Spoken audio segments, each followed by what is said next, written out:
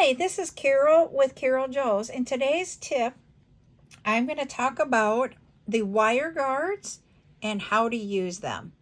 If you notice, the wire guard is a U-shape finding that has circles on each end that the wire will go through each side of the circle. In the center of the loop is where you will put your closure. And then if you turn this way, you will see there's a little divot there for the wire to sit in. The thought on why to use wire guard is that your finding is not up against the wire, so it should prolong any fraying of your wire. Now to use this, I'm going to do this without any beads on my wire, just to show you without that in the way of sight. So what you usually do is you will put on your crimp tube. I use crimp tubes that are a 2mm sterling silver.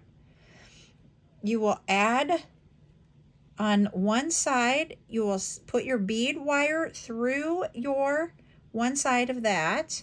Before you close it, add, and what I mean by close is bring that wire around. Bring in your finding that you're using for your closure. Here we are using just a textured jump ring for just ease of something small, but also shouldn't be in my way as much. Bring the wire through that. There we go. And then bring this back through the hole the opposite way that you went through on the other side. So you're going around that U. You're going to bring that through, bring that down tight. Because of not having any beads on, I lost my crimp tube off, which is going to happen when you don't have beads, but it shouldn't happen when you have beads on there.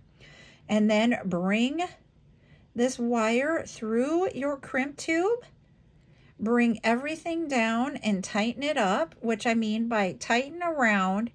Right here, your wire should be tight. You can bring this crimp tube up to the wire guard here. Just fiddle with that and get it up there so it looks like that. Then you will take your crimp pliers and just crimp your crimp tube, and then that is on there, and that will protect your wire. That is what the thought of the wire guards are about. So there you have it.